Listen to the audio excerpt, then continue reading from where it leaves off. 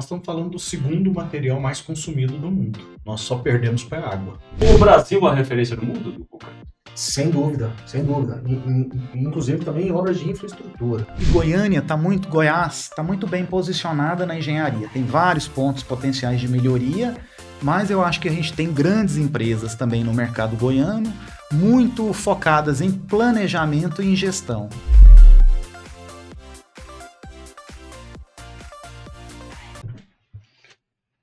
Olá pessoal, estamos de volta aqui no IPOGcast, o podcast que coloca a sua inteligência em movimento, e hoje para falar de engenharia. Nós vamos falar de estruturas de concreto. O tema é estruturas de concreto, qualidade e mercado.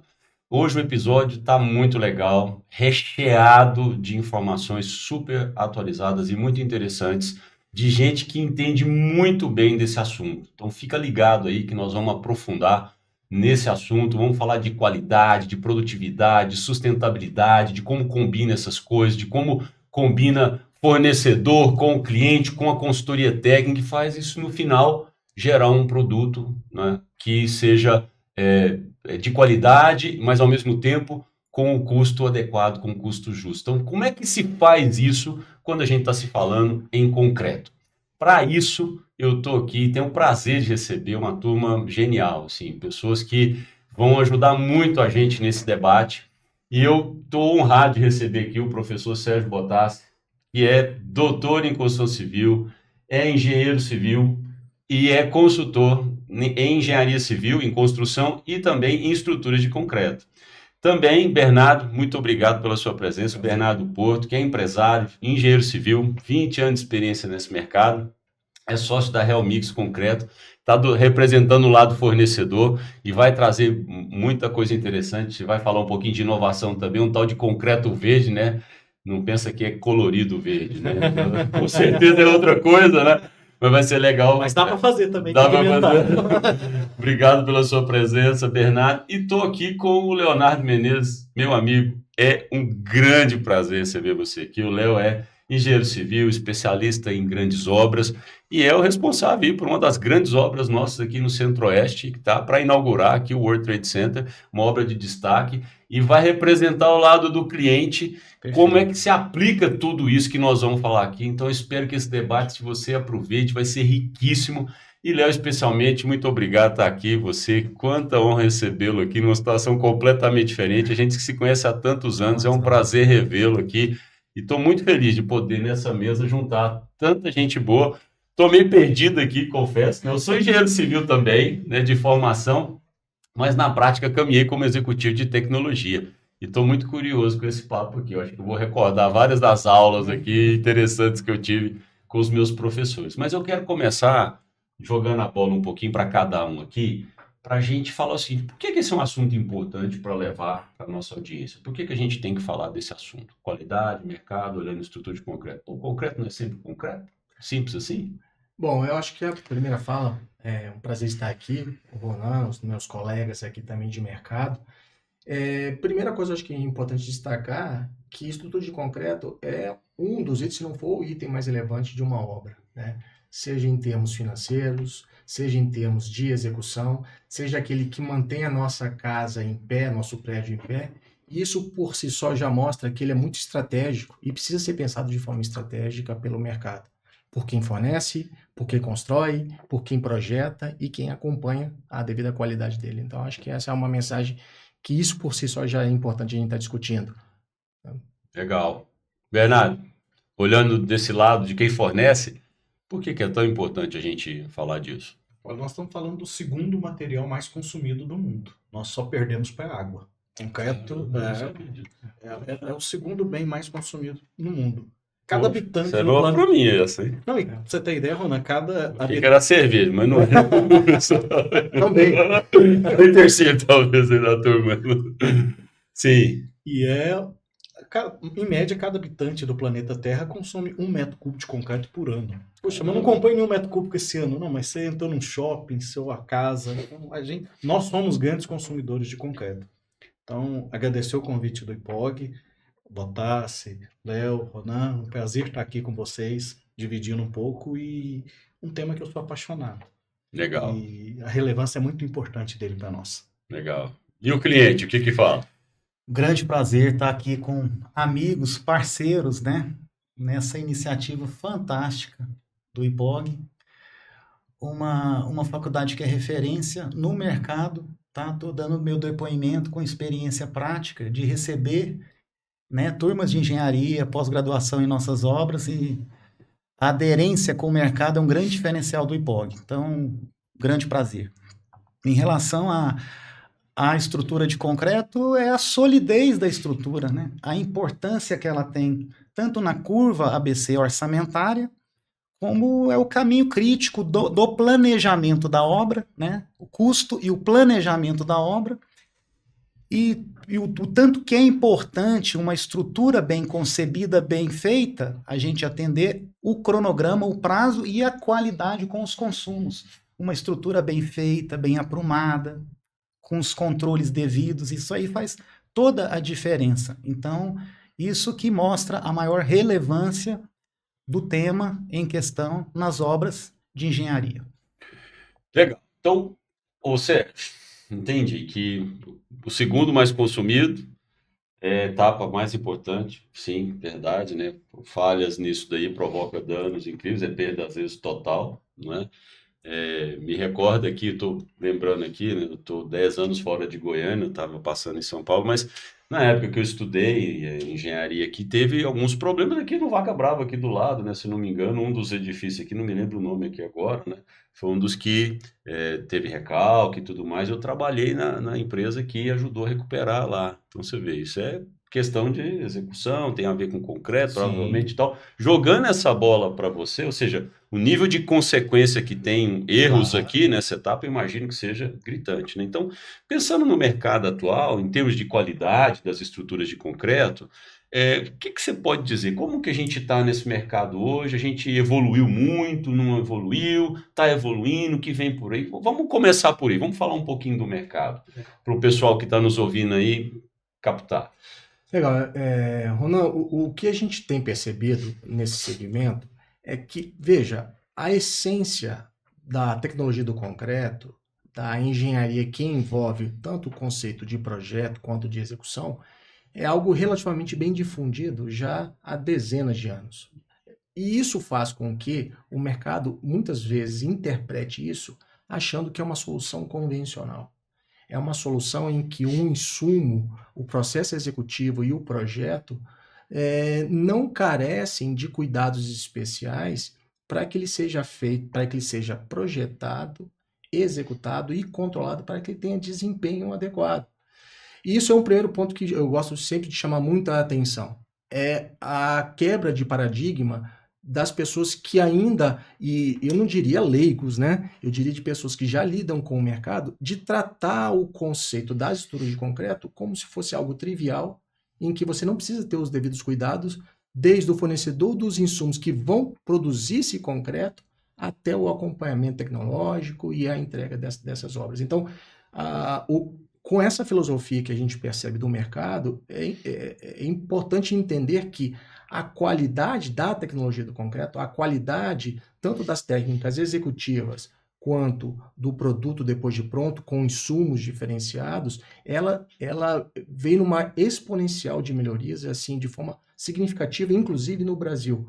Há um contrassenso de que muitos imaginam que nós não inovamos nesse setor. Inovamos, sim. Lógico, talvez o timing não seja tão par e passo ao que acontece em países ditos de primeiro mundo, mas o nosso nível de inovação tem sido uma curva ascendente bem significativa, tanto em técnicas executivas, onde o mercado enxergou, percebeu que fazer como se fazia 30, 40 anos atrás pode até ser feito, mas se perde-se em eficiência, se perde-se em indícios de retrabalho, de ineficiência, e isso impacta no bolso de todos, de quem executa, das reincidências de patologias, que eu sempre falo nas minhas aulas, aonde está a maior incidência patológica normalmente em estudo de concreto? Ela não está durante o uso.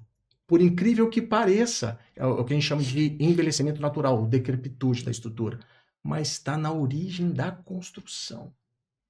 práticas executivas inadequadas, técnicas em que se omitiu determinados tipos de controle, e isso, obviamente, vai estourar em algum momento e muitas vezes depois durante o uso, né? É o que a gente chama de vícios ocultos, né? Então, assim, respondendo a tua pergunta agora mais objetivamente a qualidade vem melhorando, isso é perceptível, inclusive no mercado regional ao qual nós nos encontramos, assim como a nível de Brasil. A gente vem percebendo uma crescente melhora por esses ganhos, inclusive em prevenção de problemas maiores. E nós não estamos falando exatamente do produto em si só, que você está explicando, né? Você está falando de toda a cadeia que envolve desde o fornecimento da matéria-prima, a fabricação do produto, mas da aplicação, da capacitação dessas pessoas que lidam com o produto, para chegar vamos chamar, no produto final, né, que é as peças ali da estrutura final com o desempenho que foi projetado. Eu acho que você está falando um pouco nesse lado, né? Perfeito. Tá. E aí, olhando o lado do fornecedor, Bernardo, o que seriam os avanços mais recentes que você pode dizer, pensando em mercado, das qualidades de estrutura, você que está no meio dessa cadeia, né, entregando, né, um insumo tão importante? Eu acho que o concreto, ele, como o Sérgio falou muito bem, tem que se ter uma atenção e um cuidado. Estamos falando de um insumo muito importante. Nós estamos aqui nessa sala, se a gente não gostou do ar-condicionado, a gente troca, se a televisão não está boa, a gente troca, o piso a gente pode trocar, o concreto a gente não troca. O concreto e o aço é para sempre, né? Claro que a gente tem o tempo de uso das estruturas, mas provavelmente a geração que está usufruindo vai considerar para sempre esse produto. E ele é mal cuidado, ele é mal ensaiado, ele é mal gerido e falta um processo de entendimento da importância desse produto no contexto geral. Então, nós como fornecedores temos que ser muito exigentes com os nossos insumos e temos que ensaiar. Eu acho que a engenharia não é feita de achismo, de olhômetro, de bom senso só.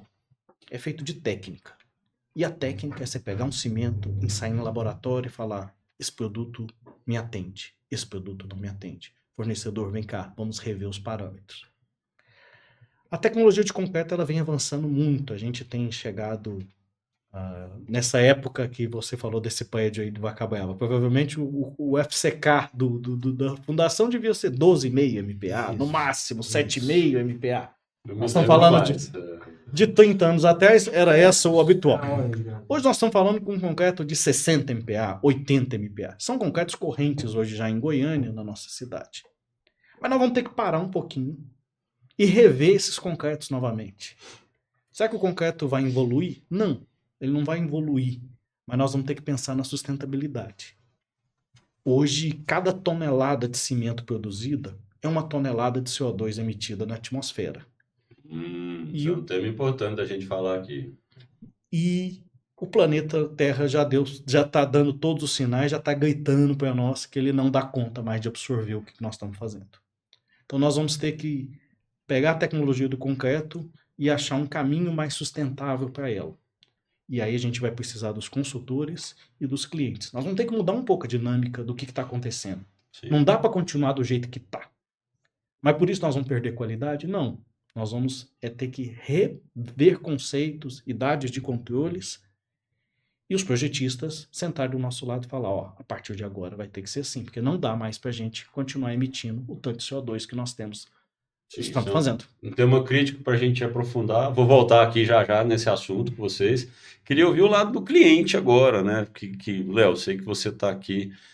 Léo, né? Eu sei que você está aqui há mais de 20 anos no mercado, trabalhando na construção civil e cuidou de várias obras importantes. Acho que essa última agora, né, que você está inaugurando aí daqui uns dias, é um ícone, talvez, assim, da construção, do ponto de vista de complexidade, estruturas e tudo mais, né? Você pode falar um pouquinho, nesse tempo todo, né, de carreira e tendo tido projetos tão exigentes como esses, o que você também observou nessa evolução? O que você pode dizer? Porque eu acho que isso é importante aqui, né? Para o recado aqui, para quem está ouvindo, assim, houve uma evolução, talvez houve uma evolução na resistência, acabou de falar, os concretos estão, né, num outro nível de resistência, Obviamente, se exigiu um método de fabricação diferente, produto, matéria-prima diferente, coisas diferentes, produziu resultados diferentes nas obras, e você pode falar um pouquinho mais sobre isso. Vamos ter que repensar sim, mas como é que foi isso e que resultado, como cliente, você colheu nisso daí? Isso. Nessa trajetória, houve uma grande mudança no nível de complexidade dos empreendimentos, né? Citar um pouquinho da minha trajetória. O primeiro empreendimento que eu fui engenheiro residente, falando em números de área construída, 9.000 metros quadrados. Empreendimento que eu acabando de entregar, 105.000 metros quadrados de área construída, 10 vezes mais.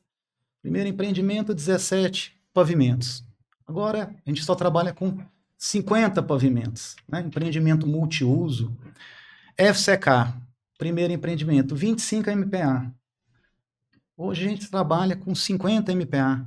Então, o nível de ensaios laboratoriais que a gente fazia 20, 22 anos atrás era ínfimo. A gente fazia para definir uma fundação laudo de sondagem. Hoje, para a gente definir uma fundação, laudo de sondagem é o ensaio mais preliminar possível. A gente faz prova de carga. Então, assim, evoluiu bastante. Eu diria assim, proporcional ao nível de complexidade e exigência dos empreendimentos. E isso exige da gente justamente isso que a gente está discutindo hoje. Essa sinergia do projetista, consultor, fornecedor e equipe da obra, equipe da engenharia, da construtora, para identificar e definir o melhor produto para determinada situação. Então, esse é o grande desafio. Acredito que avançou muito, é um cenário muito desafiador, porque os empreendimentos são muito mais complexos em termos de exigência estrutural, em termos de exigência da parte arquitetônica, né? Tem empreendimentos que a gente está lançando concreto aparente. Para a gente entregar um produto com concreto aparente, a gente tem que investir muito na qualidade do concreto, muito na parte de escoramento e forma, para a gente entregar esse produto que está sendo lançado pela incorporação e a gente ter condição de entregar mesmo conforme foi vendido no processo de incorporação. Então é um cenário bastante desafiador, mas não resta dúvida que evoluiu bastante nesses últimos 20 anos. Legal, legal. Então, puxando então um pouco para esse lado, entrando no tema que você é super especialista, botasse de estruturas, né? Pensando na execução assim, de fundações e estruturas de concreto, olhando para o lado de custo e qualidade, né? Qual que é a importância dessa etapa, né? Que está bem ali no início, né?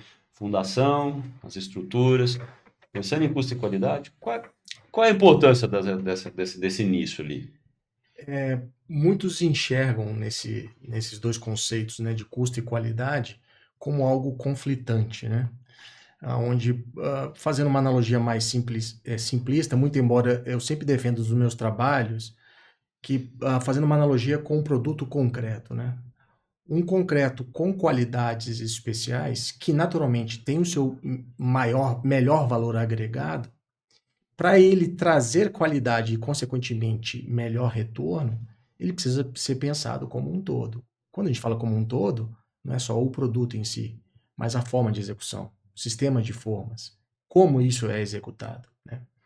Para a gente ir ao encontro do conceito de que custo direto não é necessariamente um custo elevado, porque o custo direto do produto ele pode se refletir num processo executivo talvez mais eficiente, mais produtivo, que é o que muitas vezes se trabalha, trazendo mais economia No final, no final, numa visão Isso. estratégica mais ampla, né? Então, assim, em linhas gerais, o que se percebe muitas vezes que há esse conflito de conceito de se achar de que a qualidade ela onera o seu projeto, ela onera a sua solução, quando na verdade a gente até brinca, né? Alguns conceitos. Eu quero um concreto que tenha características especiais. Aí o cliente fala assim, não, mas espera lá, isso vai custar quanto, né? Vai custar 5% a mais, o Bernardo vai falar. Mas espera lá, mas esse 5% significa dizer que o custo efetivo vai ser maior para a minha obra? Provavelmente não, mas isso tem que ser pensado de uma forma estratégica, né?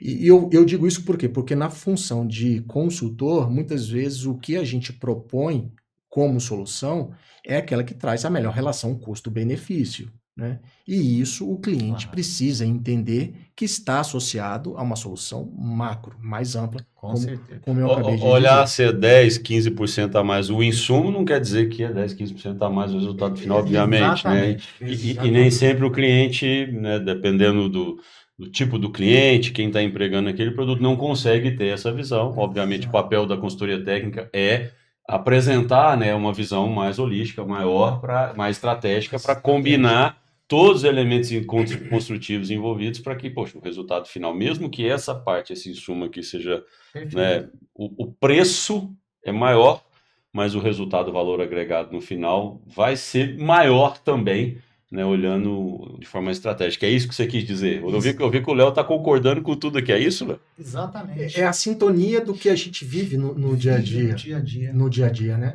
Nós tivemos exemplos práticos de determinadas situações, Por exemplo, de fala aí, conta para nós. ensaios referentes a concreto, ensaios referentes a argamassa, ensaios referentes a contenções e solo. A gente pagar, dando um exemplo prático, R$15.000 no ensaio, que gerou economia na fundação de 150 mil. Um ensaio de concreto e um ensaio de argamassa com um concreto ou uma argamassa detalhada para o objetivo, com o ensaio, a gente ter coeficiente de segurança de norma que propicia a gente uma economia posterior. Então, hoje, a gente é obrigado e a gente tem evoluído muito em ensaiar tudo, né? Ensaiar e fazer uma análise crítica dos resultados. Sair da caixinha. Sair da caixinha. Eu lembro. Mas quem propõe isso é o fornecedor, é a consultoria técnica, como é que é?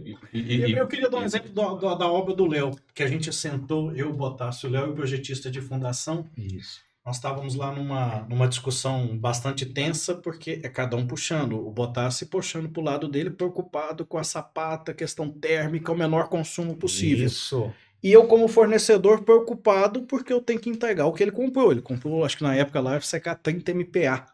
Eu falei, poxa, se eu entregar menos, eu estou entregando um produto não conforme, né?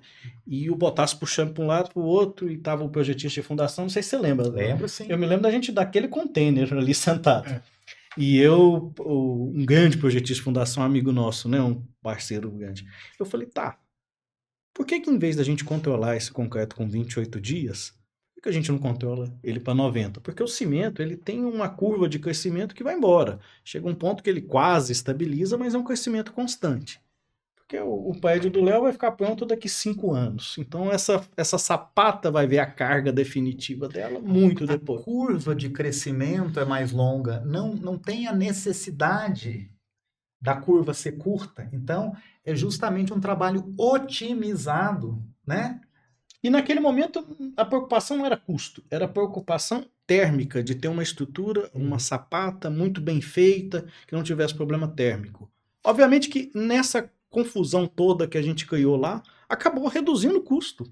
Não aumentamos custo, nós, pelo contrário, reduzimos custo, saindo da caixinha ali do que a gente foi. E foi uma solução que acho que essa obra do Léo foi pioneira e que acabou sendo estendida para todas as obras de Goiânia, isso hoje. Sim, Você fala, Léo? Um case de sucesso. Foi um concreto trabalhado a várias mãos. Justamente o exemplo prático do projetista consultor, engenharia, junto com o nosso fornecedor, trabalhando o concreto mais otimizado, reduzindo o calor de hidratação.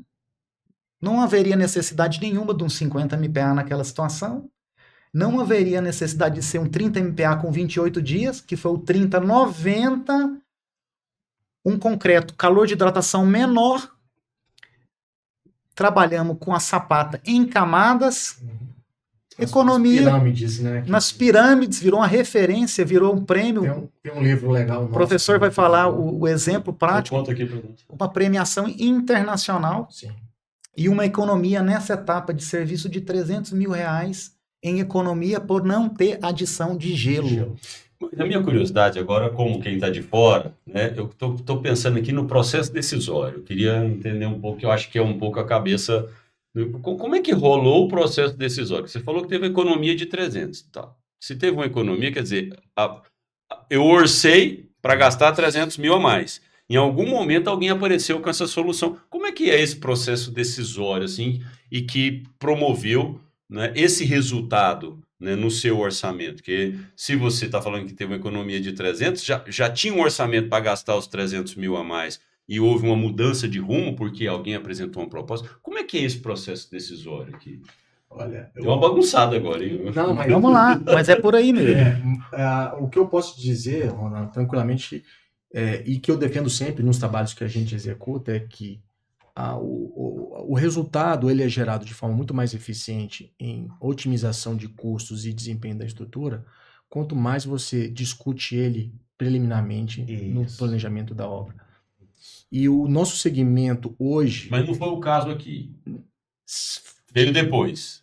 Essa é a minha curiosidade. Não, isso foi desenvolvido no início. Esse exemplo foi bem no início. Foi desenvolvido na sua devida etapa, onde as discussões, que aí é um ponto que muitas vezes a gente tem uma certa dificuldade no mercado, pela própria dinâmica que hoje acontecem as coisas, de se reunir as partes interessadas, ou vamos dizer no linguajar hoje mais mercadológico, os stakeholders principais desse processo, e discutir se tínhamos uma solução estratégica que pudesse ser validado por todos, né?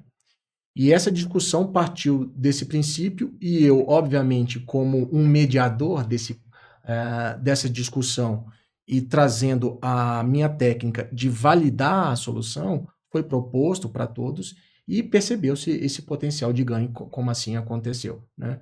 Então, assim, o que a gente percebe hoje é que as discussões de melhoria no processo decisório, elas se dão muito quando há essa sinergia entre os principais interessados, numa conversa de campo, numa conversa em que você define essas estratégias de uma maneira antecipada.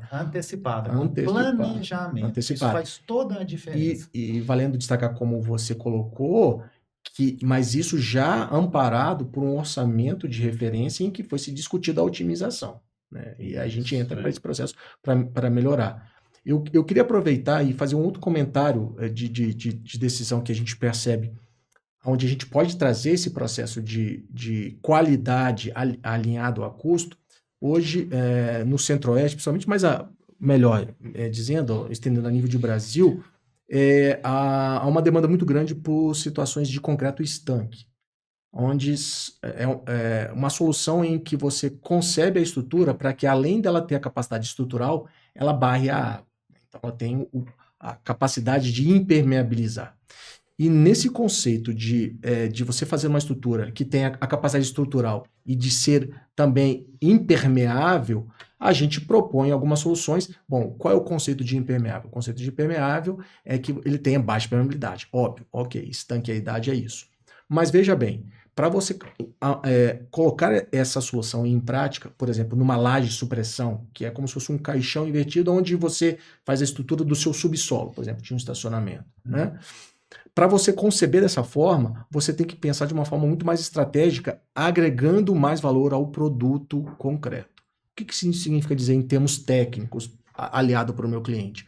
Olha, não basta ser estanque, ele tem que ter outras qualidades. Que qualidades são essas? Ele tem que variar pouco de volume, porque todo o concreto, indo mais para o métier técnico agora, um pouquinho mais do métier técnico, ele varia de volume ao longo do tempo, normalmente ele encurta. E esse encurtamento pode gerar fissuras numa estrutura. Fissura é contra a água. Então, eu teria um antagonismo aí de estanqueidade. O que a gente entra como orientação técnica é de você propor melhores qualidades ao produto concreto para que ele retraia menos e que gere maior valor agregado, mas, naturalmente, isso gera algum custo adicional no insumo, mas que vai trazer melhor resultado, porque você vai ter melhor desempenho, você vai ter menores necessidades de juntas de construção, porque esses panos podem ser executados em maiores elementos estruturais e, consequentemente, você vai ter menos trabalho, inclusive, para executá-lo, né? Então, você agrega resultado com custo final menor e atendendo em qualidade. Porque, caso contrário, vou fazer uma analogia bem simples para ficar mais fácil de entender. piso de atacadão, de supermercados, hoje que a gente vê muito esse piso em concreto, polido, né? Você repara que de tantos e tantos metros você vê uma junta dele sendo executada. Quando você estabelece certas qualidades nesse concreto para que ele retraia menos, você consegue ter essas juntas mais espaçadas. E cada junta dessa tem um custo. E esse custo, para se manter e para se executar, ele também se gasta para isso. Então, quando você pensa nessa solução de uma forma integrada, produto, processo, com a solução de projeto e uma execução inteligente, você traz economia. Qualidade, uma junto com o custo. Isso ficou claro para mim, com o Léo confirmando, quer dizer, fundação e estruturas, né? Você planejando antes, tendo essa interação entre os stakeholders, né? O cliente, os projetistas, consultoria técnica e fornecedor, você consegue desenhar soluções mais estratégicas, né? Assim, você consegue ter uma abordagem que, enfim, alguém faz uma conta e fala, olha, e faz uma conta e ensaios, eu acho que aqui tem que provar, né, que aquela hipótese, ela é realizável, né? Eu acho que é um pouco do que vocês estão falando. Eu estou tentando usar a minha linguagem aqui do business para poder combinar um pouco essa visão. Quer dizer, a gente faz isso no business também. Muitas vezes a gente tem que arriscar, né, com iniciativas que tem que provar algumas hipóteses e também, ao confirmá-las, a gente garante que vai alcançar um resultado diferente do que estava orçado, né? Assim, uma coisa interessante que vocês trouxeram aqui. Agora, eu vou jogar para vocês aqui, assim, a gente vive num mundo que o dinheiro é caro, né? As empresas querem produtividade, querem eficiência, né? E o quanto que essa concorrência, né? O quanto que as empresas priorizam mais a produtividade, né? A eficiência, o prazo ali de execução, enfim, falando produtividade pode ser prazo, né? Velocidade das coisas aqui, com a qualidade nas estruturas de concreto. Isso é um problema hoje? Tem esse conflito? Como é que isso está no mercado hoje? Como é que você, como fornecedor, Bernardo, vê isso? E depois Léo e Bottas pode falar também um pouco o ponto de vista dele, porque eu acho que isso é um conflito eterno, né? Assim, falar de qualidade, falar de produtividade, custo, né?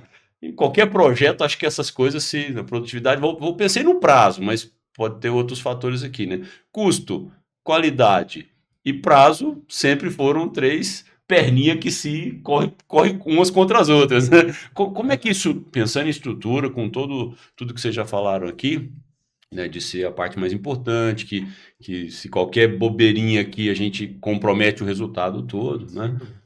Como é que vocês veem isso hoje? Eu queria ouvir um pouco vocês nesse tema. Eu acho que a engenharia evoluiu nisso. A gente já teve picos do mercado no passado em que a produtividade era a regra número 1 da obra e as outras coisas deixar de lado. Acelerar, entregar no prazo. Acelerado e é desse jeito e vamos concretar, amarrando ferro e concretar.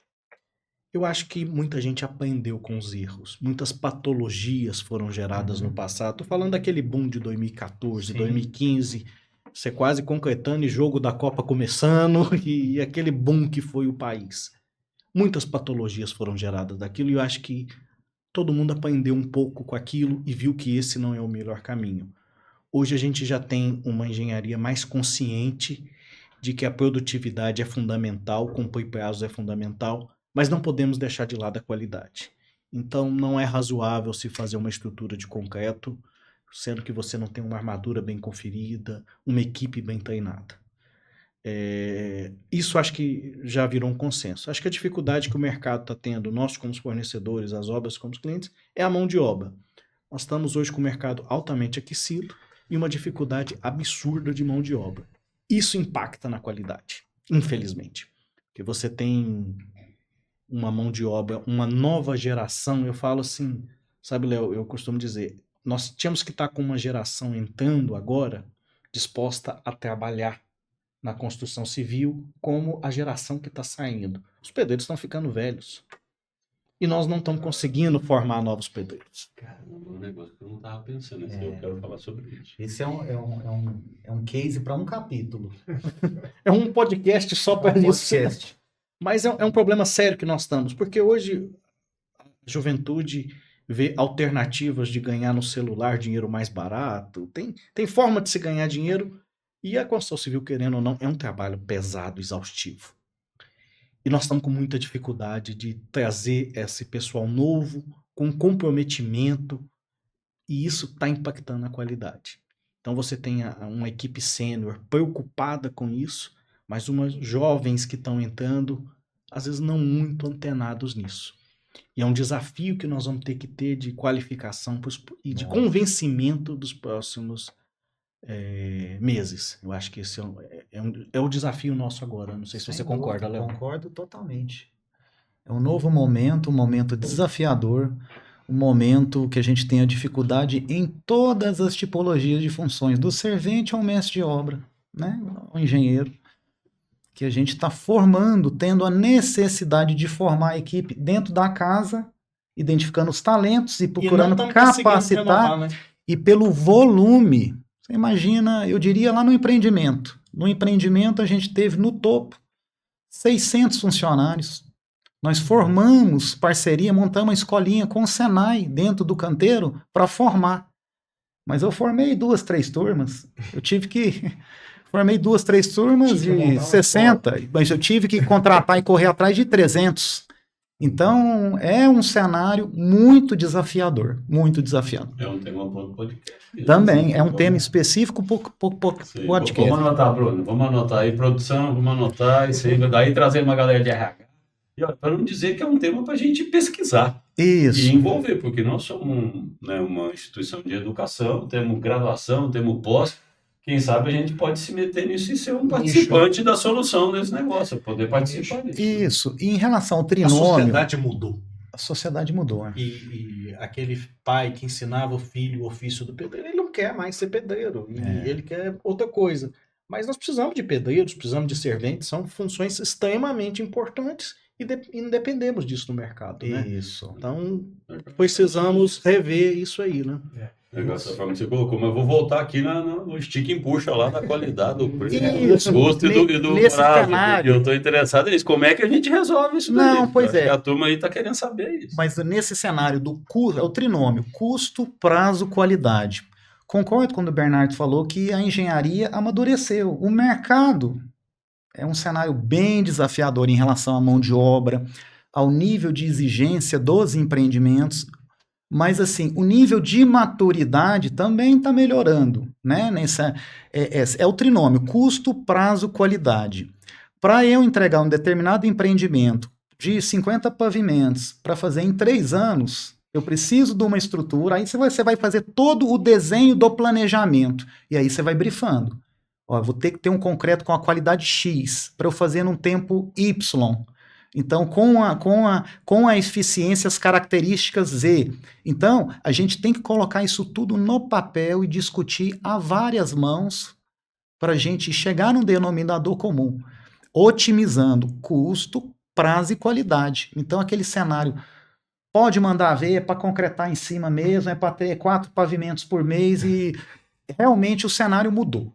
Amadureceu. Apoiamos o suficiente para poder... Sim, estamos aprendendo, né? Assim, no cenário acho que Goiás está muito bem posicionada na engenharia. Tem vários pontos potenciais de melhoria, mas eu acho que a gente tem grandes empresas também no mercado goiano, muito focadas em planejamento e em gestão. Então vem tudo realmente no nascedor. E temos que ser, né, Léo? Nós somos o terceiro mercado do Brasil. Terceiro mercado imobiliário do Brasil. Eu queria fazer um contraponto para... Sim. Eu não diria gerar discórdia, mas colocar um... Apimentadinha. Gere discórdia. Mas trazendo um pouco do ponto de vista da figura em que eu, quando contratado, a gente estipula soluções que normalmente impactam no processo de concretagem. Né? Um exemplo bem simples disso, lógico que é mais amplo, mas só para ilustrar de uma forma mais didática, etapas de execução de uma fundação. Né? O que antes se fazia, Ronan e os colegas aqui sabem muito bem, de não haver uma preocupação muito grande em você fasear determinadas estruturas, fazer em concretos em etapas, né? Porque não se tinha ciência dos riscos que estariam assumindo, por exemplo, num problema de risco térmico. Quando entra um tal de Sérgio, uma cara de bebê na época, eu tinha, né? Já tive uma cara mais nova, onde comecei a propor, né? Quando eu comecei a propor uma estratégia para se evitar utilizar determinadas soluções, a princípio mais caras, gelo, etc e tal, mas que precisava fasear aquela etapa construtiva, o planejamento da obra estava dizendo assim, opa, mas para lá, se eu fizer em mais etapas, eu tenho um time maior que vai me ocupar e isso vai acabar entrando no meu caminho crítico. E normalmente a estrutura é o caminho crítico, né? Tanto em fundação quanto na superestrutura. E aí começa a haver um certo conflito de preocupação entre aquilo que a gente expõe como solução versus aquilo que foi planejado. E aí outro, talvez até sugestão para um novo podcast, que os nossos planejamentos hoje, vou falar uma palavra polêmica, eles muitas vezes não estão vendo de uma forma muito mais canteiro de obra os desafios para serem incorporados no seu planejamento. E vou te dizer até talvez um dos motivos dele. Além de não termos uma base de dados confiável para que você monte esse seu planejamento, porque envolve produtividade, você normalmente pensa o planejamento de cima para baixo. Quanto tempo eu tenho para ter o retorno financeiro desse modelo de negócio? É 3 anos? Então, o projeto vai ter que caber em 3 anos. Vou ter que colocar um elefante para colocar numa caixinha de 30 centímetros cúbicos. Ou seja, não vai caber. E com isso, voltando, né, a tônica, que eu acho que aí gera muitas discussões, é como eu posso alinhar a qualidade para garantir o desempenho daquele elemento estrutural, mas que também não... Porque, veja, eu não vivo sem o meu cliente tem que faturar, é claro, eu não posso ser a um contrassenso e por isso a gente discute que reuniões e discussões são muito saudáveis. Mas tentar achar um meio termo. O que eu posso rever do meu planejamento para que caiba o respeito aos seus requisitos, mas que isso não fira de forma significativa o meu processo construtivo e meu cronograma de obra, etc. e tal.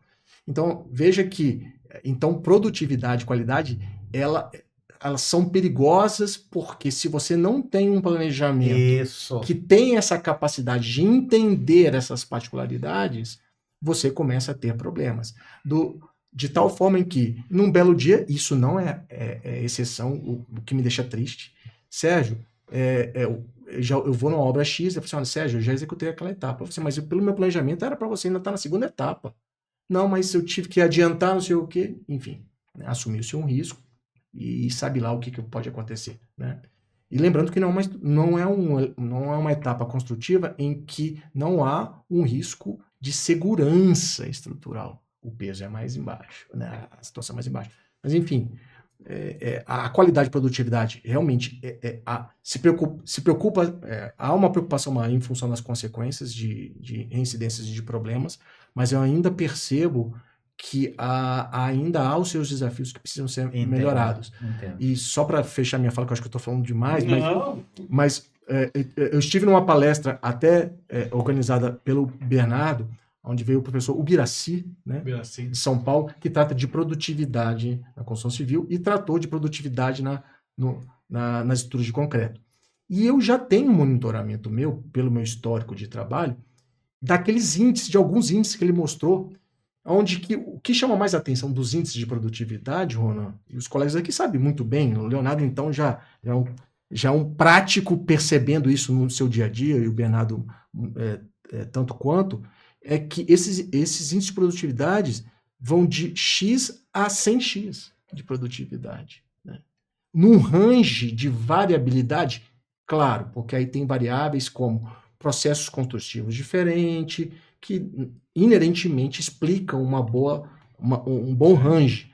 Mas eu vou até um pouco mais longe do que isso. Como as nossas técnicas construtivas em Goiânia têm melhorado, mas grande parte ainda está dentro de uma mesma forma de se executar, eu tenho uma base de dados que mostra que mesmo com a mesma solução construtiva, com a mesma técnica de planejamento e por aí vai, de execução, ainda ter um range de variação de 3 a 4 vezes de produtividade. Quem vai montar o planejamento vai adotar qual número? E se adotar um número, será que de fato ele tem essa base de dados para poder montar o planejamento? Ou pegar indicadores de São Paulo, enfim, nada contra, mas eles têm as suas disparidades em que muitas vezes aí começa a se ter o vício no conceito do planejamento e entrando em conflito com quem executa, com quem dá as sugestões técnicas das boas práticas, porque está díspare em relação a um planejamento que não é a realidade daquilo que pode ser executado, né? Você disse que o planejamento foi baseado em premissas de produtividade X aqui, mas na prática, na execução, estão pensando em fazer Y e não estão batendo. Basicamente, Fala aí, Léo. basicamente Traduz isso. aqui para Basicamente isso. O professor Sérgio está falando de um cenário de mercado, eu puxando para um cenário mais de um mercado mais amadurecido, baseado nas experiências nossas, mas é isso mesmo. É muito importante esse planejamento, né? Colocando esse exemplo que ele colocou lá no empreendimento, foi exatamente isso. Para a gente partir para esse concreto, né, em vez de ser um 50 com adição de gelo para um 30, curva para 90, exigiu uma necessidade de replanejamento executivo da obra. As etapas vão mudar de Exatamente. Então, né, a gente tratando isso na parte de planejamento, a gente conseguiu gerenciar essa situação de uma maneira mais harmônica, sabe? Mais harmônica, né? Gerenciando os concretos em camadas, em sapatas específicas, né? Sem ter a necessidade de grandes volumes num dia só, com adição de gelo. Então, eu diria assim, ó, nesse trabalho em conjunto com planejamento, a gente consegue chegar num denominador comum de custo-benefício. E aqui eu quero um depoimento que eu participei dessa obra, né, dando suporte na consultoria, é que a estratégia que eles adotaram foi relativamente simples, mas que muitas obras a gente não vê acontecendo. É que, ora, se eu preciso fazer as concretagens em várias etapas, por que eu não posso ir, então, intercalando em vários elementos, em várias sapatas? Num dia eu faço uma, num dia eu faço outra, que no cômputo geral não impacta tanto, porque ele foi fazendo essa intercalação entre mais de um elemento estrutural. Justamente. Deixa eu tentar resumir, então, um insight que eu acho que é importante aqui, né, da nossa mensagem, que é, tá claro para mim que, como todo empreendimento, planejamento é chave para a gente conseguir estabelecer um resultado e alcançá-lo, né, assim, previamente, né? Quanto mais cedo você planeja, melhor. Mas agora nós temos aqui 3 agentes do setor da construção. Nós temos aqui o construtor, nós temos aqui o fornecedor, nós temos aqui a consultoria, né? Eu queria ouvir de cada um, assim, qual é o papel, né, de cada um de vocês? Qual é o papel do consultor, qual é o papel do fornecedor e qual é o papel do construtor nessa questão da garantia da qualidade das estruturas de concreto? Podemos começar aqui com o Bernardo, depois fala o Sérgio, fala o Léo.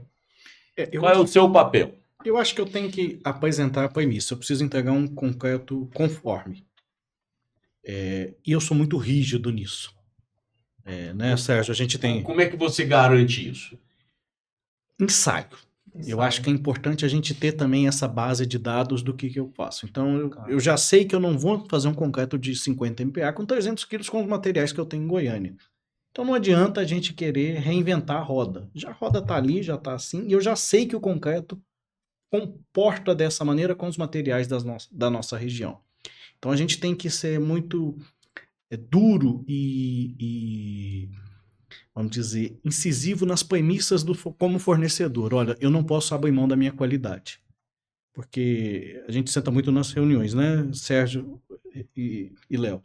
Eu preciso te entregar esse bloco aqui. Esse bloco não pode fissurar.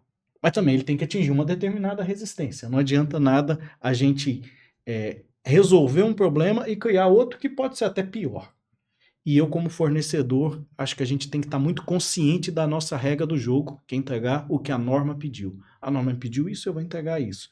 E acho que quando a gente tem essas premissas muito claras e muito definidas, a gente também não pode negociar muito, não. Porque uma hora a corda vai esticar e aquela situação vai ter que ter um responsável. Que tipo de conflito que você tem com algum desses dois lados aqui que implica em você ter que tomar uma decisão dura e difícil? Que tipo de conflito você tem? O Sérgio vai, por exemplo, me limitar um consumo de cimento. Bernardo, eu quero esses 50 MPa, 350 quilos. É clássico. E eu vou falar, tá bom, Sérgio, mas eu não te entrego esse produto com esse consumo. Você vai ter que flexibilizar, ou nós vamos ter que chamar o nosso amigo calculista, que não está presente aqui, mas falar, meu amigo, e aí? Vamos alongar a curva de crescimento? Isso. Vamos reduzir essa resistência? Não dá para você sentar lá no seu no seu software e dar uma apertada ali nos seus coeficientes de segurança e ver se é possível fazer? Não, então estamos na mesma página. Legal. E ele vai me apertar em custo. Puxa, Bernardo, eu tenho orçado, né, Léo? Sim. Vamos, para não falar um valor próximo do valor de mercado, falar um valor bem diferente. Eu tenho orçado R$100, isso está me custando 105. E aí? Tem que ser de 100 ou 99, não pode ser 105. Peraí, vamos tentar chegar num acordo aqui, Léo, que é onde o Bottas falou. Esses R$5 a mais, esses 5% a mais, lá na frente não vai te dar um benefício? Ok, mas aí eu tenho que falar com a diretoria porque a rentabilidade do empreendimento tá baixa. Ninguém quer abrir o bolso, né, Ronan? Todo mundo quer. Mas tem que ser um ganha-ganha-ganha. Tem que ser um ganha-ganha, mas com responsabilidade. Claro. Legal. Eu costumo dizer nas reuniões nossas, que eu falo com o Bottas, vários consultores, eu falo, gente, vamos fazer concreto sem emoção, porque eu não aguento, porque a gente sofre muito, porque o concreto é uma coisa até surreal. Eu falo que a gente é mágico para vender concreto. Eu falo que aquele negócio mole ali, né, vai ficar duro. Em 28 dias vai dar a resistência que você deu. Você fala, cara, mas você é meio maluco de prometer isso, né? É uma coisa meio assim surreal, né? De um insumo que eu tô confiando que meu fornecedor está entregando conforme. Então, assim, é um nível de responsabilidade de variáveis muito grande. Então, até que ponto a gente vai correr esse risco? Então, eu falo para os consultores.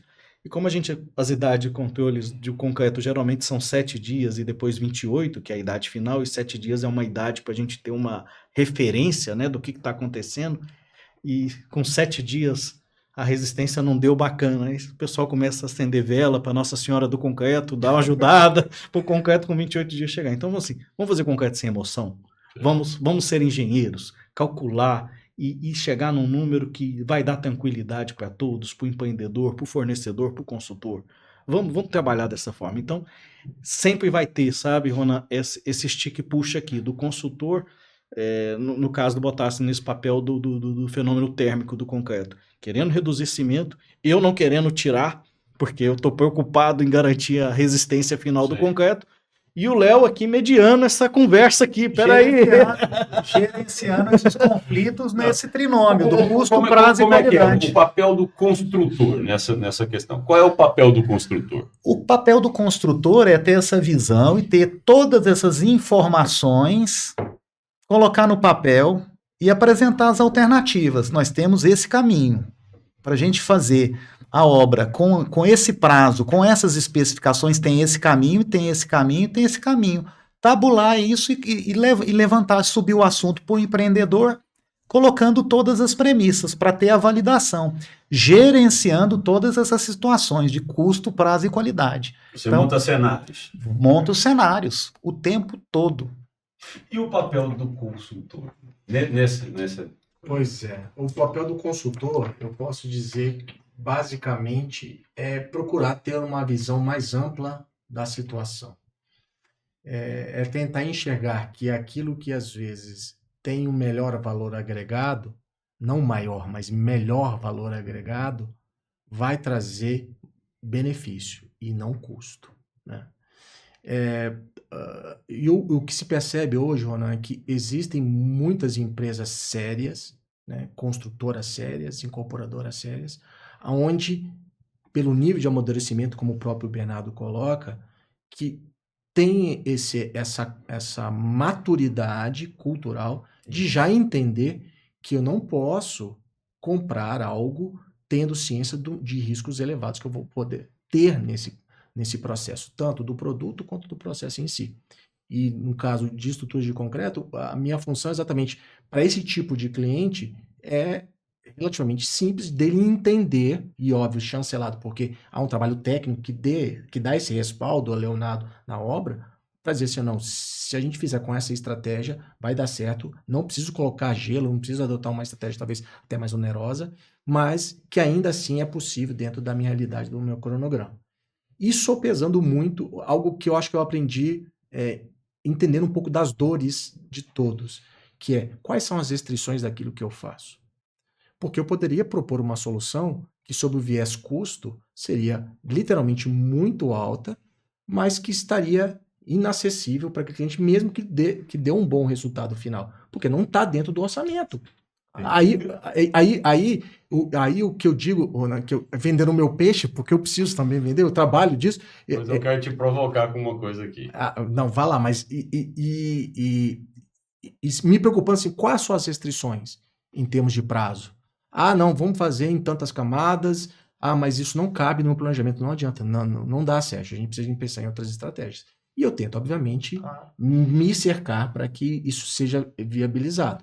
Nem sempre isso é um mar de rosas, claro. Eu queria entrar nisso, porque assim, na minha experiência com o consultor, né, o papel do consultor é sempre um papel ingrato, porque ele não é o responsável direto, mas na minha experiência em negócios aqui, que não é na construção, tá mais na tecnologia e negócios em geral, a gente traz o consultor, às vezes, ele vem, faz uma análise, um diagnóstico, propõe uma solução, e às vezes o contratante, né, o contratante escolhe não fazer exatamente tudo o que ele está falando lá e tal, por algum motivo, e aí tem N razões para isso.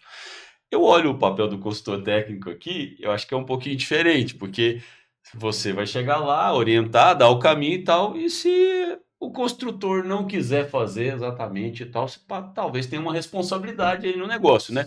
Como é que é esse negócio, esse conflito? Se você tem que abandonar o barco, você tem que largar tudo? Me conta aí, você tem alguma história que você possa contar que onde aconteceu isso, chegou no limite e falou assim, cara, então eu não posso pôr meu nome nesse negócio aqui? Alguma coisa assim? Sim, estou curioso em saber, porque em outros segmentos, às vezes o consultor propõe, você simplesmente não faz, não fez, tá tudo bem, você arcou com a responsabilidade lá e tal. Mas aqui eu acho que o negócio é mais sério. É muito sério. A nossa responsabilidade literalmente técnica está em jogo, né? Nesse tipo de situação. E já me aconteceu por várias vezes. Então, você tem um case para contar para a gente? Assim, alguma coisa, não precisa citar nomes, obviamente, mas pode falar um exemplo assim que você falou? Tem cases, um dos mais surreais, eu tenho até que tomar muito cuidado, porque o nosso mercado aqui, parece que eles pegam as mensagens no ar, né, das situações. Então, se eu preferir, você não falar, não, conta outra, conta Ronan, de um primo seu. Isso, eu vou fazer analogia a um avatar. Lá no Amazonas, aqui, em outra região. Numa solução estrutural que me foi encabida nessa consultoria, de várias, eram 4 soluções grandes e do escopo que eu estava dando consultoria. Em uma delas, eu propus uma solução em que estava conflitando com os interesses, por incrível que pareça, comerciais, vamos dizer assim, de segundo plano, de vendas, de algo que não compete a mim. Eu vendo um serviço do melhor solução para o meu cliente final. Não para vender um produto subsidiado pela minha solução.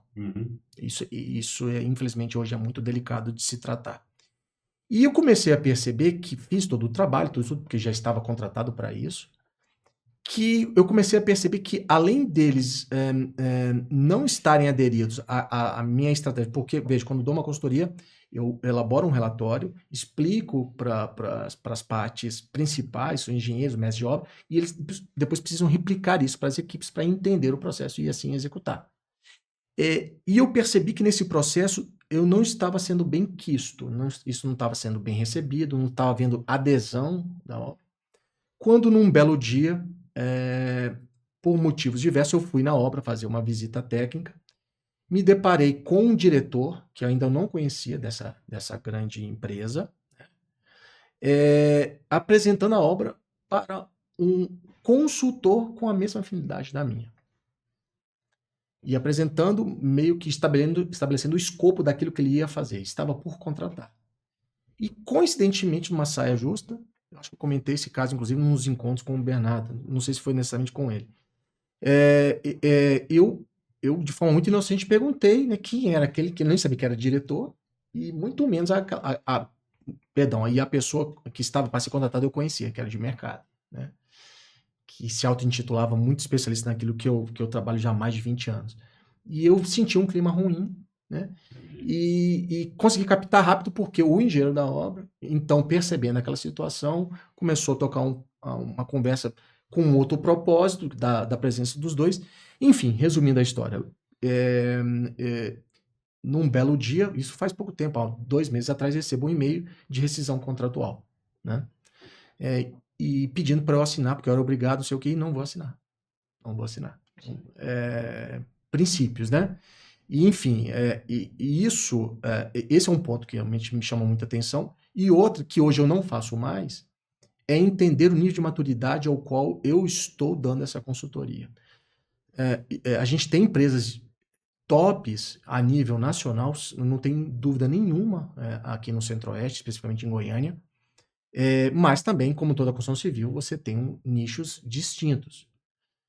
De segmentos que não são especializados, mas que foram capitalizados para empreender, tem capital, mas não tem know-how, e contratam especialistas para dar o suporte nas execuções. Isso está acontecendo muito no Brasil inteiro, inclusive em Goiânia.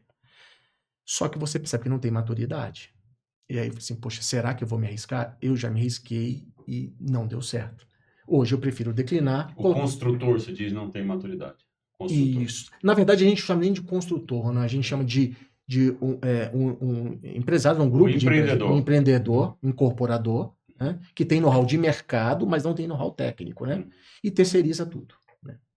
E aí eu percebo que isso é um nicho de risco. Aí vai ter um conflito muito grande, porque o terceiro tem o contratante dele está defendendo os interesses só ali. Aí nós estamos falando da qualidade em geral, nós podemos comprometer ela aqui em geral. Exatamente.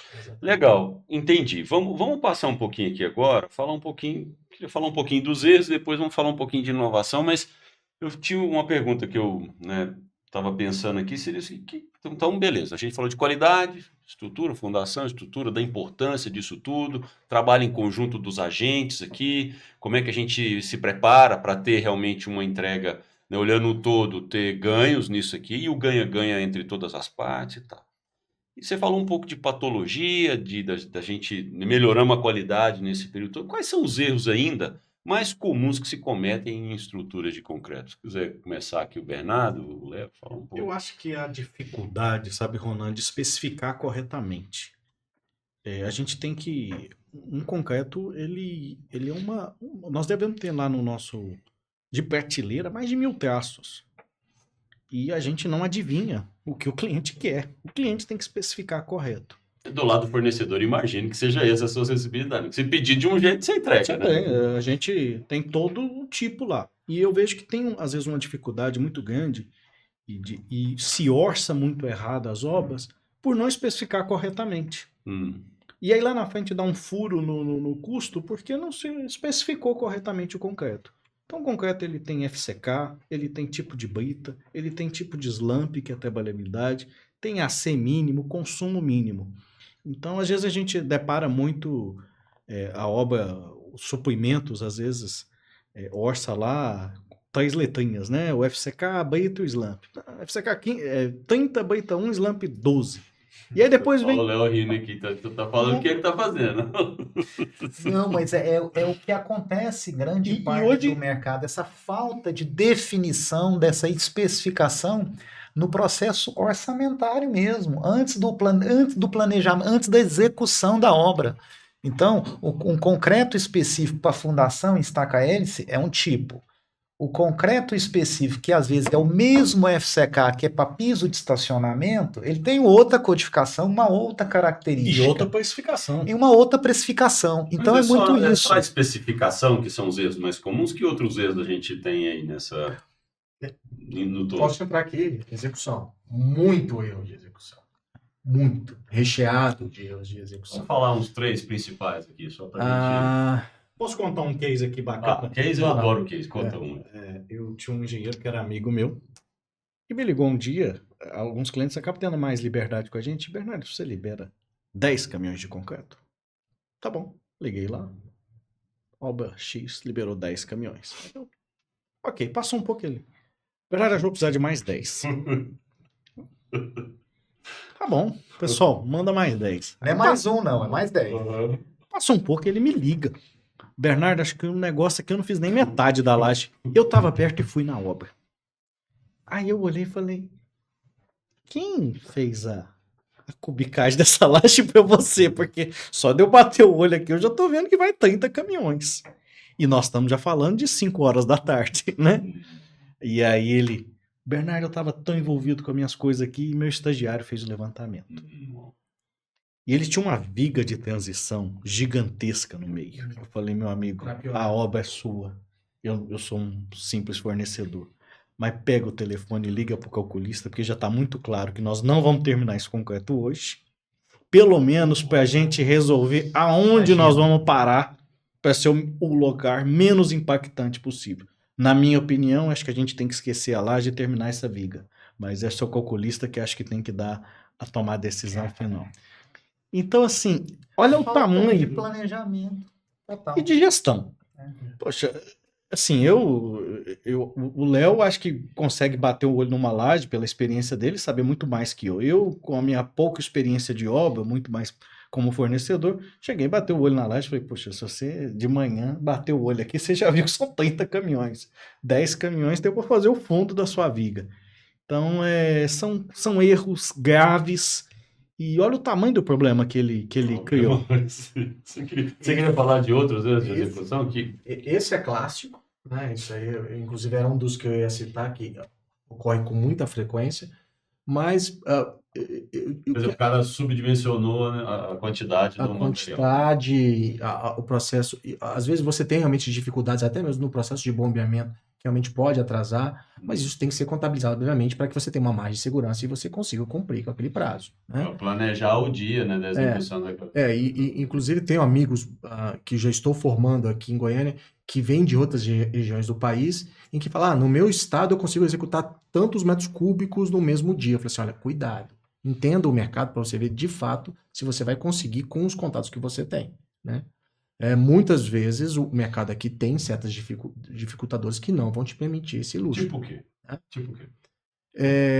Seriam dificultadores que se alguém, nesse nosso mercado, estamos falando em Goiânia, a audiência nossa está no Brasil, Legal. Estamos falando aqui do mercado de Goiânia especificamente, que vocês estão muito presentes aqui, mas estão fora também. O que seria aqui? Dê um exemplo prático. Vou dar um exemplo prático de estratégia que às vezes algumas obras adotando. Ainda bem que isso está diminuindo bastante. De não ter um contrato de exclusividade de fornecimento de concreto. Isso é princípio básico de gestão de negócios, né? Se você não tem o compromisso assinado em contrato com um fornecedor específico, né? Por que ele vai se preocupar em fornecer para você aquele volume X quando você tem outros contratos que garantem a sua obrigação, né? e a demanda, né? E eu vejo isso com um amadorismo, né? Que me impressiona, né? Ainda bem que empresas que entendem que o mercado foi feito, obviamente, de palavras de negociação, mas que isso tem que estar no papel muito bem planejada, sabem que, obviamente, isso tem que ser evitado ao máximo, né? Mas hoje em dia, principalmente no mercado, quando está mais aquecido, obviamente que você dá as devidas prioridades para aquele que, de fato, tem um contrato de fornecimento mais garantido, né? Mas de linhas gerais, Ronan, assim, a gente vê hoje falhas indo para a parte executiva, ainda relativamente triviais, que tais como falhas no processo de adensamento desse concreto, falhas no processo de lançamento desse concreto, no processo de bombeamento desse concreto até se chegar. Por exemplo, o Bernardo é um grande especialista no assunto. Se você pede um concreto com uma certa fluidez, essa referência de fluidez é em relação ao concreto chegando na obra.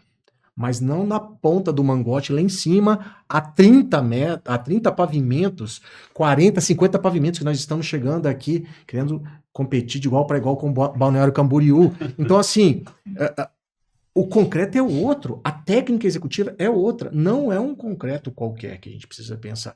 Então, isso associado ao processo executivo, aí você vai ter um concreto que vai chegar naquela ponta daquele mangote lá, já muito mais pouco fluido, com dificuldade de adensamento e consequências natural de nichos de concretagem, problemas de concretagem de ordens diversas.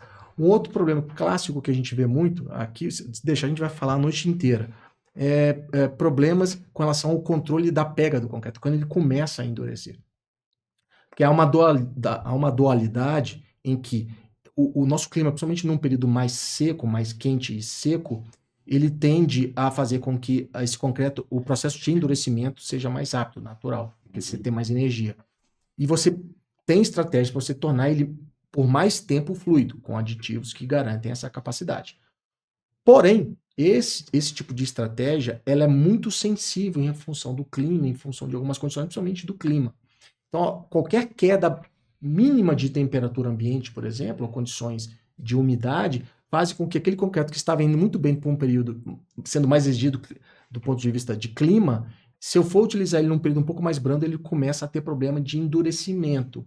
E quando você quer já tirar a sua forma para ganhar produtividade, para garantir a produtividade, que dessa forma possa ser utilizada no próximo pavimento, ela não pode, porque ela fica prejudicada em função desse processo executivo, né? Então são nuances e sim, e outras mais que a gente percebe. E as restrições que hoje a gente tem nas cidades, né? Nós estamos aqui no Ipog, no setor verdade. Bueno, um bairro Bem lembrado. bastante nobre de Goiânia. Nós temos horário para O tráfego, né? O básico. o tráfego e horário para terminar. Sim. Se eu não planejei bem minha concretagem, a polícia chega e interrompe a concretagem hoje. É mesmo. Por bem ou mal. Você vai terminar por bem ou mal. Então, assim, o plano diretor, o zoneamento aqui de Goiânia permite que as obras trabalhem das 7 às 19.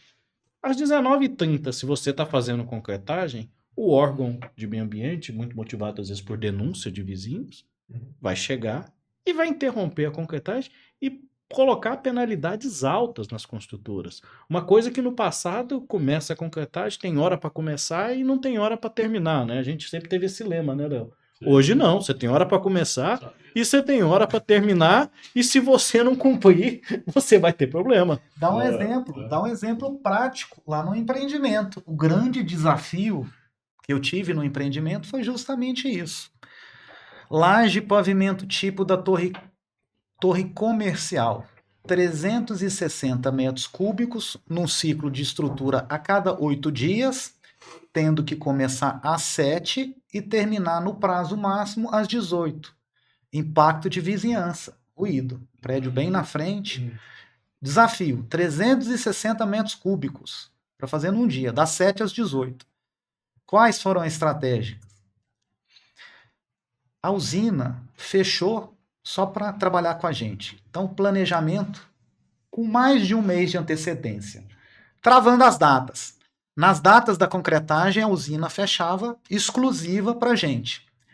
2 bombas, 2 equipes específicas, sem intervalo de almoço, tudo desenhadinho. Distância da usina para a obra, tempo de dosagem, tempo de bombeamento. A gente chegou na conclusão que para a gente fazer os 360 metros cúbicos na distância da usina até a obra, 12 caminhões, sem chance, 12 caminhões, a usina exclusiva. Foi com planejamento que a gente conseguiu cumprir com essas premissas. Quase Fórmula 1, né? Quase Fórmula 1, pit stop, quase Fórmula, cronometramos e desenhamos tudo. Da primeira a gente já acertou? Pô, a primeira terminou 9 horas da noite. A segunda, 8h30. A terceira, não. Colocamos todo mundo na mesa do jeito que nós estamos aqui. Estabelecemos as premissas. Desenhamos tudo. O tempo de cada processo. Eles chegaram à conclusão, não, nesse dia. E aí, o que exigiu da gente? Planejamento e previsibilidade.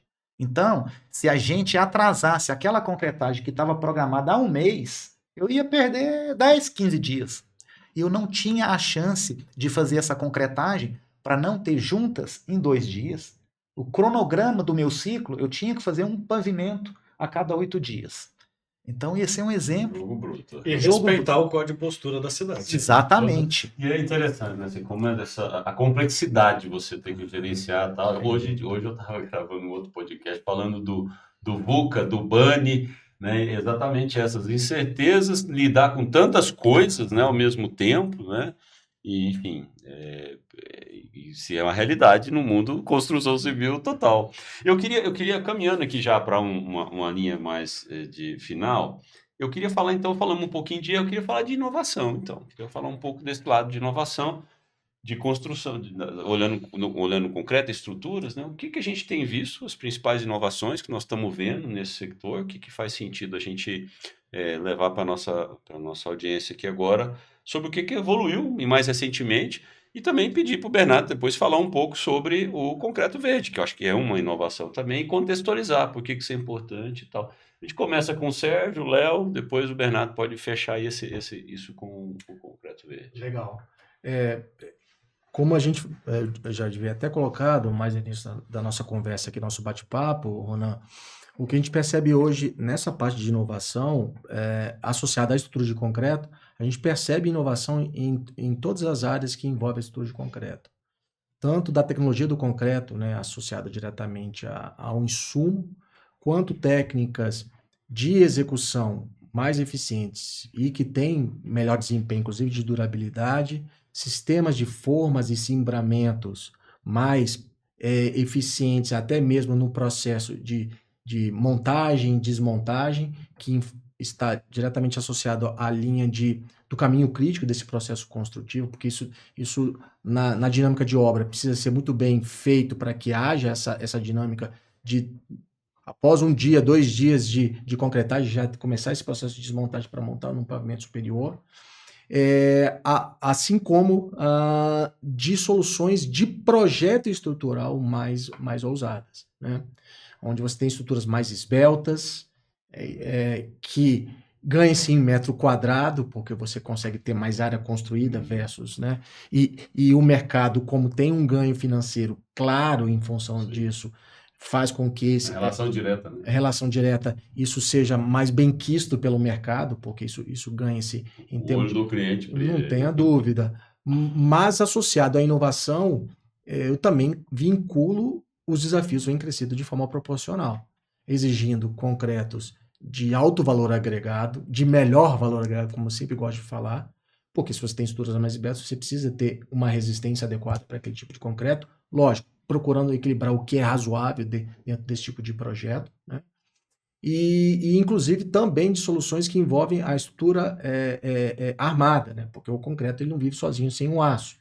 Então, soluções de materiais compósitos hoje têm se aumentado muito as oportunidades. Eu sou revisor do Material Journal do ACI, onde muitos artigos eu recebo com a pegada de sustentabilidade de materiais alternativos para o elemento estrutural aço, né?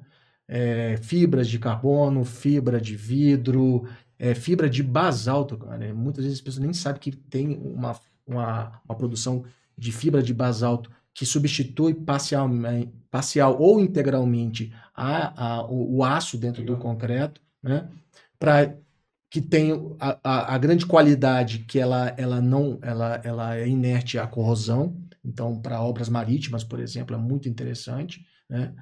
Enfim, eu poderia estar citando várias. Nessa parte de compósito, que eu acho muito legal, por exemplo, hoje é comum de você ter até disponível no mercado, com uma certa facilidade, barras em vez de aço, de fibra de vidro, né? É comum, é acessível hoje no mercado. Mas ela tem as suas restrições de técnica. Por quê?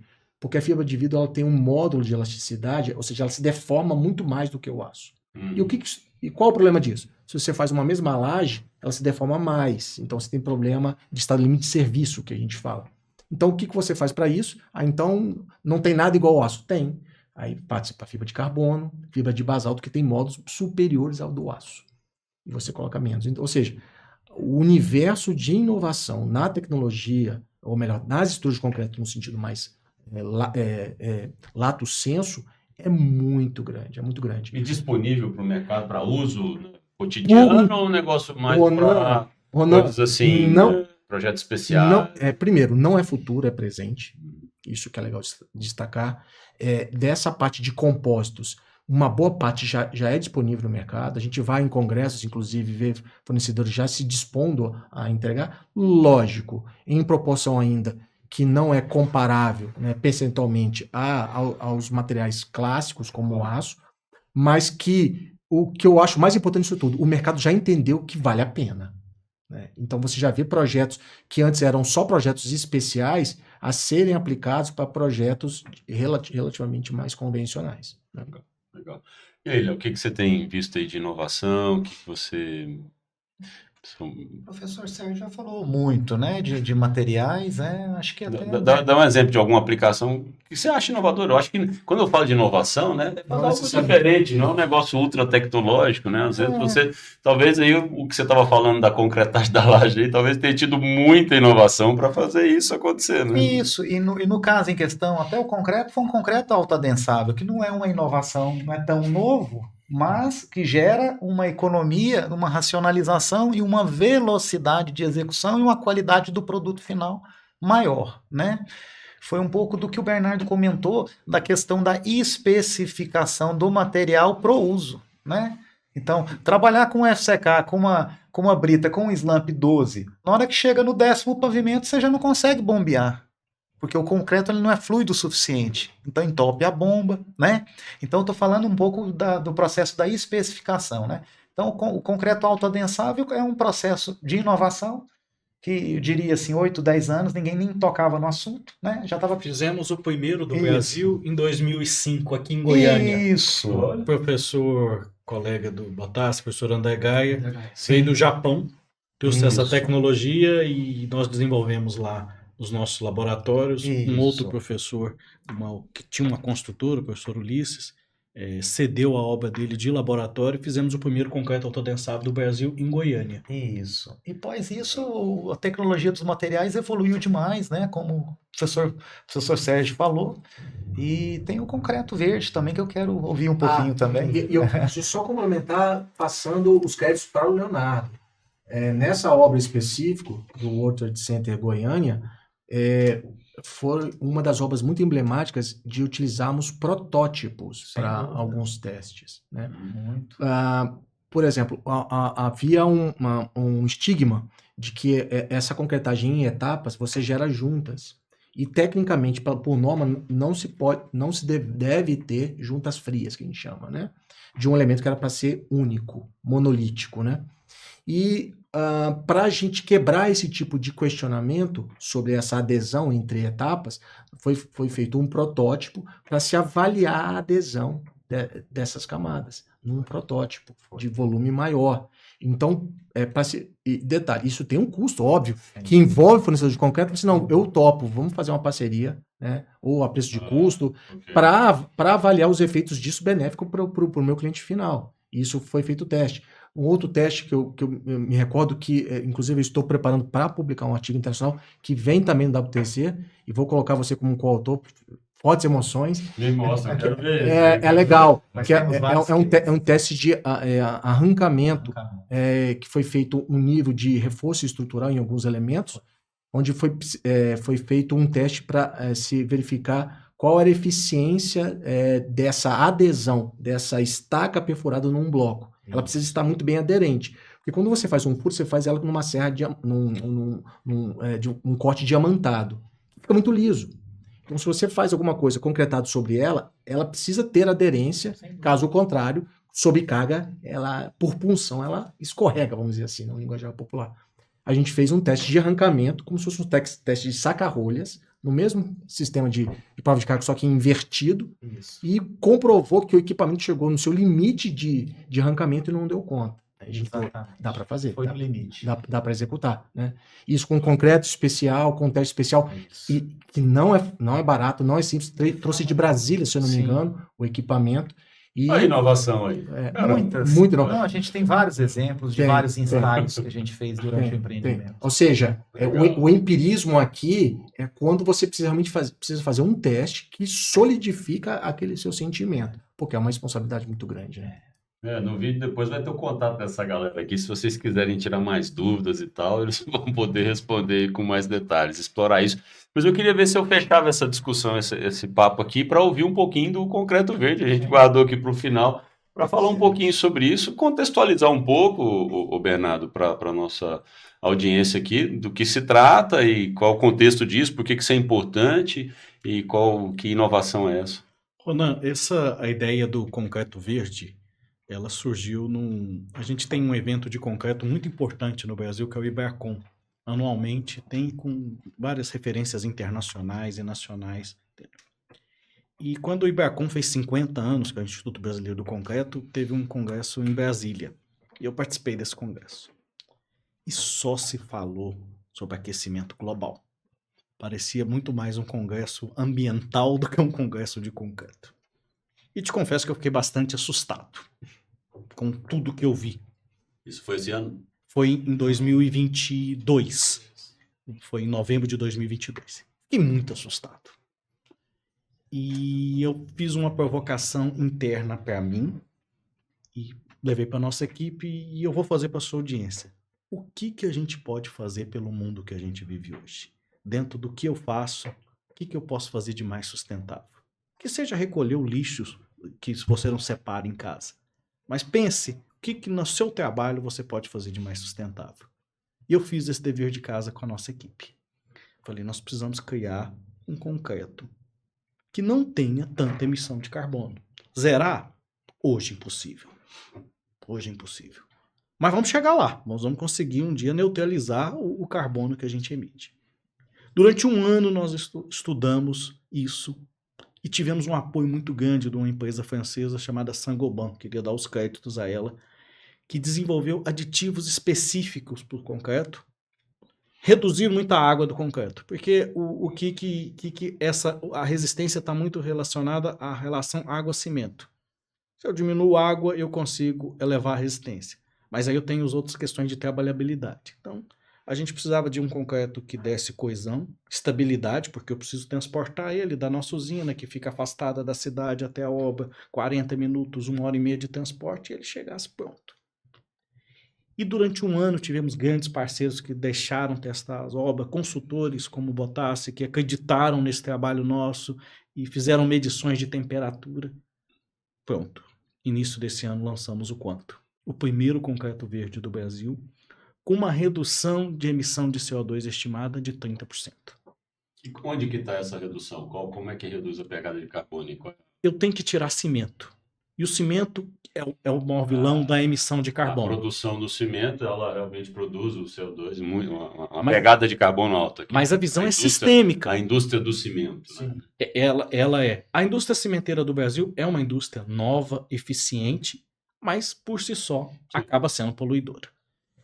E é uma visão sistêmica. A não ser que implemente combustíveis verdes também para a produção, né? Isso já tem feito pode ir na cadeia. O hidrogênio verde que você está falando aqui mais cedo poderia ser um exemplo. Pode encaixar, com certeza.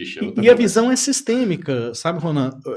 Não é só o cimento que eu estou colocando, eu tenho que lembrar que eu tenho um caminhão que transporta cimento até a usina, emitindo CO2, e esse cálculo para chegar nesses 30% foi feito até na França, vendo toda a visão sistêmica da produção do concreto. A gente espera até o final do ano a Real Mix emitir 18% de CO2 a menos do que ela emitiria se não tivesse esse concreto que a gente tem. E o que eu vou ajudar para o cliente? Marketing? Não. Ele vai conseguir hoje certificar a obra dele com certificado LEED e o concreto verde vai pontuar e ajudá-lo. E o cliente do cliente, o cliente final que vai comprar um apartamento da incorporadora, vai conseguir taxa em determinados bancos menores, porque o empreendimento dele é verde. Porque as políticas, né, públicas vão estar sintonizadas também com tudo isso. Acho que essa é uma questão social importante. Esse é outro podcast, hein, gente? Eu vou fazer mais uma propaganda. Parabéns pela iniciativa, inovação, né? Acho que é uma coisa bastante interessante. E é o primeiro do Brasil? O primeiro do Brasil. Meus parabéns, aqui do Centro-Oeste de Goiânia. Fomos pioneiros no autoadensável e agora... E Goiânia tem sido uma cidade pioneira na tecnologia do concreto, né, Botassi? Nós somos referência hoje. O Brasil é uma referência no mundo do concreto? Sem dúvida, sem dúvida. Inclusive também em obras de infraestrutura. Né? Nós temos aí, tanto segmento de projetistas, grandes construtoras... na área de tecnologia do concreto, referências internacionais, inclusive, de pesquisadores e por aí vai. E eu queria complementar, inclusive, com esse conceito de concreto verde, que a gente está até falando nos bastidores antes aqui do nosso bate-papo, que ele tem um desempenho diferenciado. Então, eu não vou ter só o ganho consequente de uma certificação e de benefícios de atratividade de fontes de financiamento e por aí vai, mas também de desempenho diferenciado. Porque, por incrível que pareça, Ronan, o Bernardo, como bem colocou, o baixo consumo de cimento e também de uma relação com o cimento mais baixo, consequentemente, consumo de água mais baixo, faz com que esse concreto tenha melhor desempenho, de forma antagônica àquilo que a gente imagina, né? Quanto mais cimento, mais resistente. Não. Ele tem que ser bem proporcionado. Então você ganha desempenho quanto mais você consome desses dois insumos que podem ser melhor aproveitados. Esse é um conceito interessante. Só um breve comentário, por exemplo, é muito comum, principalmente na região do Centro-Oeste, a gente tem visto muita dificuldade, de uma propriedade chamada módulo de elasticidade, que precisa ser mais exigido, porque são estruturas mais esbeltas. E concretos de menor consumo de pasta, que é cimento mais água, promovem maior elasticidade. Ou seja, viabiliza, vai ao encontro do mercado em termos de desempenho. Você tem ideia, só em ciclo, para finalizar essa questão do concreto verde, nós pegamos uma obra, Sérgio, e fizemos 2 concretagens de volumes semelhantes, uma com concreto convencional e outra com o Quantum. Nós diminuímos o ciclo de cada caminhão bitoneira, que a gente chama de ciclo. Ele sair da usina, transporte a obra, descarregar o concreto, voltar para a usina e chegar em 40 minutos. Quanto CO2 eu deixei de emitir também, esse caminhão na rua, que é um diesel ali, né? Produtividade, meu E a produtividade da obra. Eu estou preocupado muito com isso. Produtividade. Você ganha de forma absurda a produtividade naquilo que a gente estava discutindo, dos desafios de você fazer uma mesma concretagem por restrições de natureza urbana. E foi o que a gente quis atender com esse produto. Produtividade, que nós conseguimos melhorar, porque ele é um concreto mais fluido, ele não chega a ser um autodensado, mas ele é um concreto mais fluido que o normal, mantendo padrões de qualidade e até aperfeiçoando a qualidade com parâmetros de modo de elasticidade, de tempo de calor de hidratação e a questão ecoambiental. Então, a gente resolveu os 3 problemas: sustentabilidade, produtividade e qualidade com esse concreto. Pessoal, sensacional. Assim, queria poder seguir esse papo aqui, tá muito legal, tem muitos assuntos, mas queria dar a oportunidade de vocês falar palavras finais aqui para a gente encerrar, né? Começar aqui com o Léo, o Bernardo, depois o professor, e a gente falar um pouquinho também dos nossos cursos aqui, depois no final aqui, você dá um recado para a nossa audiência sobre nossas especializações em engenharia e também fala um pouquinho da graduação, mas palavras finais aqui para a audiência, que recado final como construtor, né, empreendedor, o lado do cliente, o fornecedor aqui, que recado você quer falar, fechar esse tema, concreto, estruturas de concreto, né, qualidade, mercado, que você, alguma dica para esse pessoal que está aí, algum conselho? Primeiro, agradecer a oportunidade de estar compartilhando as experiências de engenharia, né, com um grupo tão seleto, enorme, grandes parceiros, né, um prazer estar aqui. O IPOG, admiro demais, né, muito voltado para o mercado de trabalho, então contem comigo, foi um grande prazer estar compartilhando as experiências, né, em relação à engenharia. Agradecer o convite, como o Léo muito bem disse, estamos aqui cercados de grandes profissionais, referências no mercado. O IPOG, com essa inovação do IPOGcast, acho que é fantástico, acho que vocês estão batendo em vários assuntos muito interessantes. Hoje, da estrutura de concreto, acho que a gente conseguiu aqui de uma forma bastante interessante, com comentários de visões diferentes, né, da cadeia, falar um pouco sobre a questão da produtividade, da qualidade, e a gente fechou muito bem com a sustentabilidade. E as obras são isso, esse tripé tem que andar junto em todo momento das obras. Nenhum é mais importante que o outro, é uma coisa harmônica. E acho que a gente, nesse bate-papo aqui, conseguiu deixar para a audiência aí um recado interessante aí do que a gente pode oferecer para o mercado, o que ele pode avançar, e achei muito bacana. Muito obrigado pelo convite, Ronan. Legal, Bernardo. Palavras finais, eu queria que você falasse um pouquinho, então, dos cursos de especialização, de pós-graduação que nós temos em engenharia. Temos alguns cursos, dos quais você coordena, né? Lá também dá aula. Acho que fala um pouquinho com a nossa audiência aqui, que eles podem esperar, enfim, vamos dar um recado para eles. Só para, primeiramente, agradecer mais uma vez a gentileza do convite, Ronan, colegas aí de trabalho do mercado. Realmente, trocar experiências, né, com um mercado tão profícuo e produtivo quanto o nosso sempre agrega, né, aos nossos ouvintes. E passar aqui, né, uma mensagem para os nossos colegas interessados no IPOG, onde já deixou bem claro aqui, nas palavras do próprio Leonardo, do Ronan, colocaram que o IPOG, dentro da sua grade de cursos de pós-graduação, tem um portfólio muito rico de cursos de pós-graduação voltado para o mercado, né? Onde o conceito lato sensu traz exatamente a aplicabilidade de conhecimento técnico aplicado ao seu dia a dia, módulo a módulo, conhecimento a conhecimento, sempre voltado para o mercado. E nesse nicho de portfólio, eu gosto sempre de destacar cursos nossos já de carros-chefes aqui da instituição, e falo com muita tranquilidade, pioneirismo no mercado nacional de pós-graduação, que é o curso de gerenciamento de obras. Tem mais de 12 anos de existência, é um curso que eu diria que já está bem maduro, bem sólido a nível nacional, já beirando 200 turmas entre formadas e em andamento, formato presencial, formato remoto ao vivo, e o curso de estruturas e fundações também, que tem já sua maturidade, também com mais de 12 anos de mercado, formando aí um volume de profissionais inúmeros por todas as capitais do Brasil, é bom destacar isso, onde a gente sempre traz dentro do seu conteúdo práticas de mercado, tais como projetos de estruturas de concreto, projetos de fundações, técnicas executivas especializadas para grandes concretagens, como a gente comentou aqui.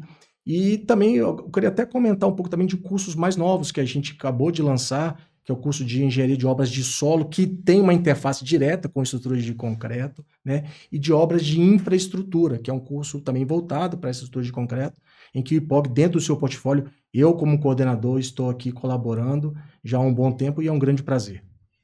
Legal, obrigado, Bottas. Queria falar para a audiência também que tem várias informações que você pode obter no nosso site, nas nossas redes sociais, não só sobre os produtos aqui, sobre os cursos de pós-graduação e especialização na área de engenharia, que é uma das áreas que nós temos muitas opções, também temos aqui os cursos de graduação, então fica aqui as referências para você buscar mais informações em várias modalidades, no presencial, tem na modalidade ao vivo, que você pode assistir remotamente, também tem cursos na modalidade EAD, então fica à vontade aqui para fazer suas perguntas e buscar aqui mais informações nos nossos canais, tá bom? Queria agradecer a sua audiência mais uma vez, agradecer os meus convidados ilustríssimos aqui, Léo, Bernardo e o professor Bottas, que enriqueceram muito aqui nesse nosso episódio, e dizer para você que esse foi mais um episódio do IPOGcast, o podcast que coloca a sua inteligência em movimento. Espero que você tenha aproveitado os insights riquíssimos aqui, tá bom?